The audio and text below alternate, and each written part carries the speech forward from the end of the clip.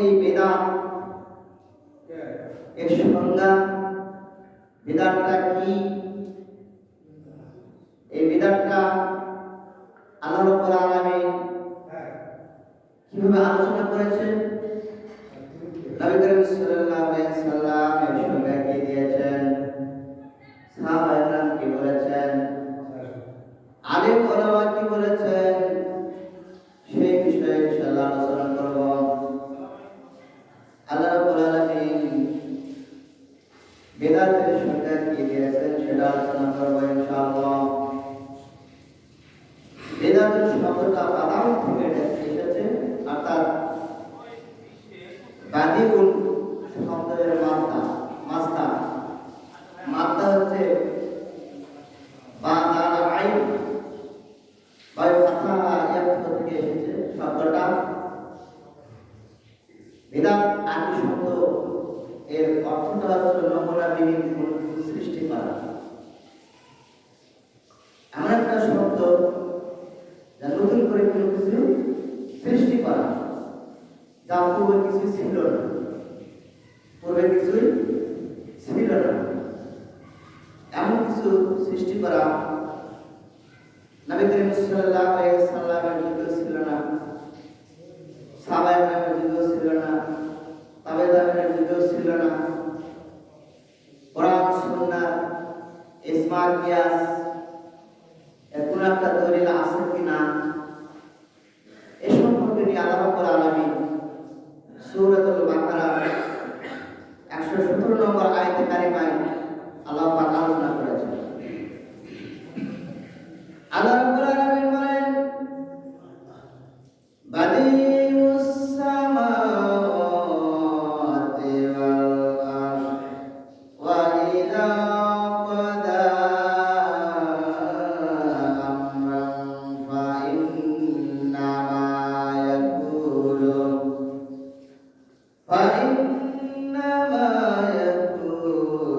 লাহু কুন ফায়াকুন। সুবহানাল্লাহ। আল্লাহ রাব্বুল আলামিন সূরাতুল বাকারার মধ্যে তার হাবিবকে জানিয়ে দিলেন, হাবিব, যারা আমাকে অংশীদারিত্ব বলে, যারা বলে আল্লাহর স্ত্রী আছে, সন্তান রয়েছে, তাদেরকে আপনি জানিয়ে দিন আমি আল্লাহ, আমার কোনো সন্তান নাই, স্ত্রী নাই, পরিবার নাই। কে বলেছেন? আল্লাহ পাক। বেদাত শব্দের যে অর্থ হবে, সমস্ত মুফাসসির کرام বাদিউল শব্দের একটি অর্থ করেছেন। বেদাত মানে নতুন কিছু আবিষ্কার করা, বাদিউল শব্দের অর্থ নতুন কিছু আবিষ্কার করা। পৃথিবীর সমস্ত মুফাসসির کرام একই অর্থ করেছেন। আল্লাহ রাব্বুল আলামিন বললেন, আসমানের মধ্যে যা কিছু ছিল, আসমানের মধ্যে রয়েছে চাঁদ, সূর্য, নক্ষত্র, গ্রহ, অনেক কিছু রয়েছে। সাতদিকে আসমান জমিন থেকে শুরু করে নিয়ে জমিনের মধ্যে পাহাড় পর্বত যা কিছু আছে, আসমান জমিন এর মধ্যে কোনো কিছুই পূর্বে ছিল না, পূর্বে ছিল না। আমি আল্লাহ রাব্বুল আলামিন সাতটা আসমান জমিন সমস্ত কিছু নতুন করে আমি সৃষ্টি করেছি। বলে সুবহানাল্লাহ। আসমান জমিন সৃষ্টি করার আগে কিছুই ছিল না। তার মানে বোঝা গেল, নতুন কিছু সৃষ্টি করলে খারাপ নয়, ভালো কোনো দিক রয়েছে, ভালো কোনো দিক রয়েছে, সেই বিষয়ে আমাদের জানতে হবে। যে আল্লাহ রাব্বুল আলামিন বলেন, আসমান জমিনের মধ্যে যা কিছু আছে পূর্বে কিছু ছিল না, আমি এই সমস্ত নতুন করে সৃষ্টি করেছি, আবিষ্কার করেছি। আর কথা আল্লাহ পাকের কথা। আল্লাহ রাব্বুল আলামিন বেদাতের সঙ্গে নিজেই দিলেন, যে আসমান জমিন সৃষ্টি করার পূর্বে এগুলা অস্থায়ী ছিল, কিছুই ছিল না, আমি সমস্ত কিছু নতুন করে সৃষ্টি করেছি। বলেন সুবহানাল্লাহ।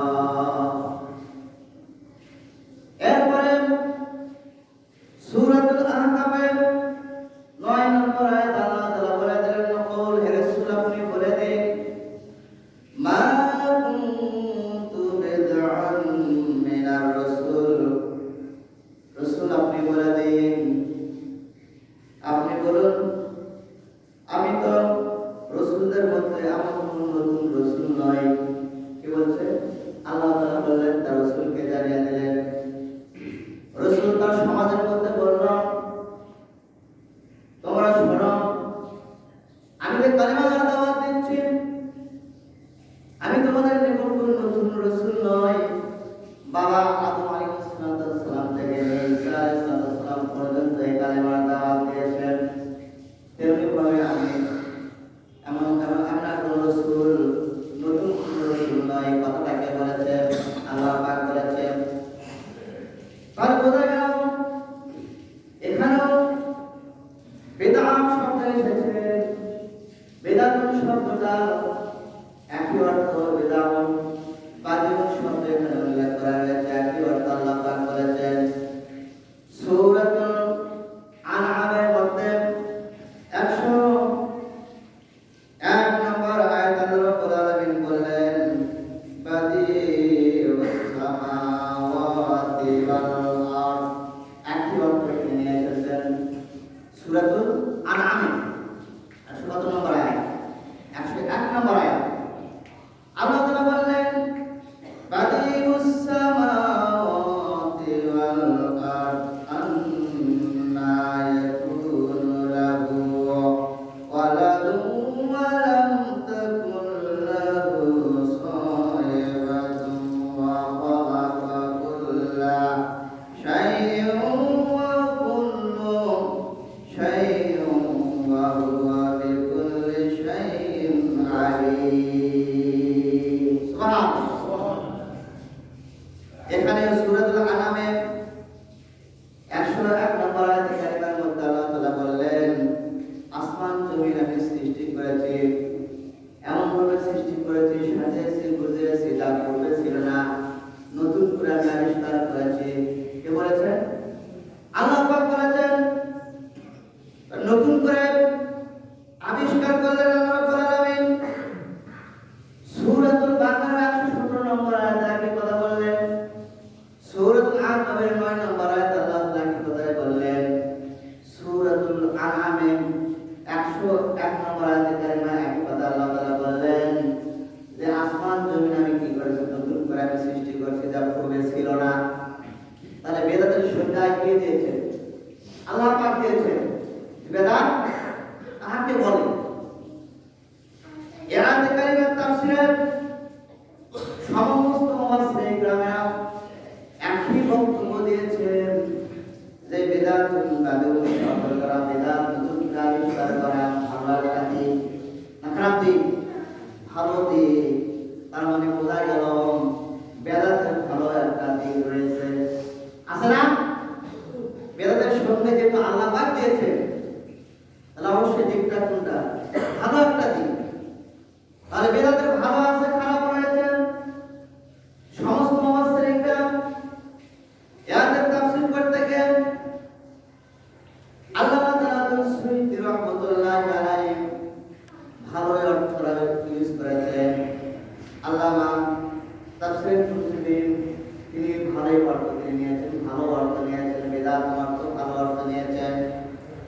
তাফসীরের কাশফে এসেছে ভালো অর্থ, তাফসীরের কাবীরে এসেছে ভালো অর্থ, তাফসীরের রুহুল মানিতে এসেছে, তাফসীরের দুররে মানসুরে এসেছে, তাফসীরের রুহুল বাইনাতে এসেছে, তাফসীরে বাইজামিতে এসেছে, তাফসীরে বাগাবিতে এসেছে, তাফসীরে আবিস সাবিতে এসেছে, তাফসীরে খাজিনাতে এসেছে, তাফসীরে নাসাবিতে এসেছে, তাফসীরে সাবিতে এসেছে, তাফসীরে ইবনে কাসিরে এসেছে, তাফসীরে ইবনে আব্বাসে এসেছে। সমস্ত তাফসীরকারকেরা এই বাদিউস সামাওয়াতি ওয়াল আরদের অর্থটা ভালো দিক নিয়ে বলেন সুবহানাল্লাহ।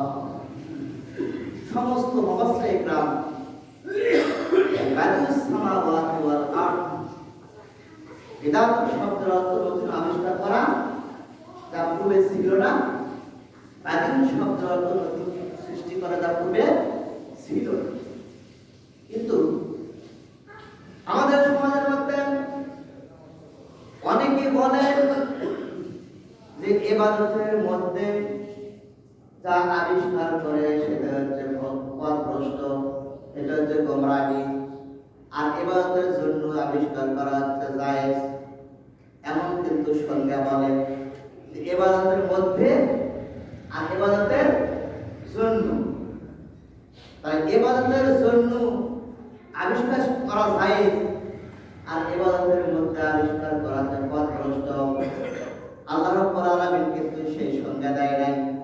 দিয়েছে নাকি? আল্লাহ রাব্বুল আলামিন কোরআনুল কারীমের মধ্যে 3 জায়গায় বেদাত নিয়ে আলোচনা করেছেন। এই 3টি জায়গার মধ্যে সূরাতুল বাকারার 117 নম্বর আয়াতের তাফসীর দেখবেন, সূরাতুল আনআমের 101 নম্বর আয়াতটা দেখবেন, যেগুলো তাফসীরের নাম আমি বলছি এগুলো দেখবেন। সূরাতুল আহকাফের 9 নম্বর আয়াত আপনারা দেখবেন। সমস্ত মুফাসসিররা বাদিউন শব্দটা ইউজ করেছেন। কি শব্দ? যেহেতু বাদিউন শব্দটা আর বেদাতুন শব্দটার মূল মাত্রা হচ্ছে একই। মূল মাত্রা কি? বাদাল আইন। বাদিউন শব্দের মূল মাত্রা বাদাল আইন, বেদাতুনের মূল মাত্রা বাদাল আইন বা আয়াত থেকে এসেছে। তাহলে আল্লাহ রাব্বুল আলামিন 3টা সূরার মধ্যে আলোচনা করে জানিয়ে দিলেন, যাকে আল্লাহ রাব্বুল আলামিন আমার দোস্তকে জানিয়ে দিলাম বেদাতের সংজ্ঞাটা কি, বেদাত কাকে বলে। যে সমস্ত তাফসীরের নাম আমি উল্লেখ করেছি, এই সমস্ত তাফসীর প্রায় 14-15টি তাফসীরের নাম আমি বলেছি। 15টি তাফসীরের মধ্যে আল্লাহ রাব্বুল আলামিন এই বিদাত বাদিউস সামাওয়াতি ওয়াল আরদ, বাদিউস সামাওয়াতি ওয়াল আরদের অর্থ ভালো অর্থ তারা সবাই করেছেন, সুবহানাল্লাহ। কোন মুফাসসিররা এখানে বাদিউস সামাওয়াতি বা বেদাত দ্বারা কোন প্রশ্নকে এখানে বোঝানো হয় নাই। তাহলে সর্বপ্রথম বেদাতের সঙ্গে কে দিয়ে দিল? আল্লাহ রাব্বুল আলামিন কোরআন কারীমের মধ্যে স্পষ্টভাবে জানিয়ে দিল যে বেদাত কাকে বলে। সম্মানিত উপস্থিতি, এরপরে নবী করিম সাল্লাল্লাহু আলাইহি সাল্লাম তার মুখের বাণী সহিহ মুসলিমের কিতাবুল ইলমের মধ্যে হাদিস কানা নবী করিম সাল্লাল্লাহু আলাইহি সাল্লাম বর্ণনা করেছেন। ওয়ান জাবির ইবনে আব্দুল্লাহ রাদিয়াল্লাহু তাআলা আনহু قال قال رسول الله صلى الله عليه وسلم من سن في الإسلام سنة حسنة فله أجرها وأجر من عمل بها بعده كتب له مثل أجره من عمل بها ولا ينقص من أجورهم شيئا ومن سن في الإسلام سنة الصيام فعمل بها بعده كتب عليه مثل بر من عمل بها ولا ينقص من أجرهم شيئا رواه مسلم। এই হাদিসটা নাম সহিহ মুসলিমের কিতাবুল ইলমের মধ্যে নবী করিম সাল্লাল্লাহু আলাইহি সাল্লাম জানিয়ে দিলেন, সাহাবারা, মান সান্না ফিল ইসলামি সুন্নাত হাসানা, ইসলামের মধ্যে যে ব্যক্তি নতুন কিছু আবিষ্কার করবে, রীতিনীতি পদ্ধতি, তার কথা নবী করিম সাল্লাল্লাহু আলাইহি সাল্লামের কথা। ইসলামের মধ্যে নতুন কিছু আবিষ্কার করলো, নিয়ম নীতি পদ্ধতি হাসানা, ভালো কিছু। কি হাসানা মানে? কি ভালো কিছু সৃষ্টি করলাম, আবিষ্কার করলাম, ভালো আজরহা, তার আমলটা তার আমলনামে লেখা হয়ে বলেন সুবহানাল্লাহ। এরপরে বলা হয়েছে ওয়াদা মান আমিলা বিহা বাদা কুতিবা লাহু ইসলাম। এই ভালো কাজ যদি কোনো ব্যক্তি অনুসরণ করে আমল করে, মনে করেন আমি একটা ভালো কাজ আবিষ্কার করলাম, এটা দেখে আপনি সে আমলটা করলেন, নবী করিম সাল্লাল্লাহু আলাইহি সাল্লাম বললেন ওই ভালো কাজ যে ব্যক্তি আবিষ্কার করলো তার একটা পার্সেন্টেজ সবটা সেই ব্যক্তির আমল নামে লেখা হয়, বলেন সুবহানাল্লাহ। কিন্তু যে আমল করলো সে আমলের বিন্দু মাত্র কমতি হবে না। কথাটা নবী করিম সাল্লাল্লাহু আলাইহি সাল্লাম। তাহলে এই অংশ দ্বারা বোঝা গেল যে সংজ্ঞাটা অনেক মৌলবী দেয় যে ইবাদতের মধ্যে নতুন কিছু আবিষ্কার করা বেদাত, আর ইবাদতের জন্য আবিষ্কার করা জায়েজ। দেয় কিনা? অনেক মৌলবীর লোক দেয়, কথা শুনবেন, ইউটিউবে দেখবেন, বিভিন্ন ফেসবুকে দেখবেন, বলবে যে ইবাদতের মধ্যে আবিষ্কার করা পথভ্রষ্ট, আর ইবাদতের জন্য এটা কি জায়েজ। কিন্তু আল্লাহ রাব্বুল আলামিন সেই সংজ্ঞা কিন্তু দেয় নাই। নবী করিম সাল্লাল্লাহু আলাইহি ওয়াসাল্লাম সহিহ মুসলিমের মধ্যে স্পষ্টভাবে জানিয়ে দিলেন, ইসলামের মধ্যে ভালো কিছু আবিষ্কার করলো, সে আবিষ্কার করা হাসানাত আবিষ্কার করে ভালো আবিষ্কার করলো, তার একটা আমল নামে তার আমল নামে লেখা হবে। যে অনুসরণ করে আমল করবে তার একটা পার্সেন্টেজ কি করা হবে, লেখা হবে।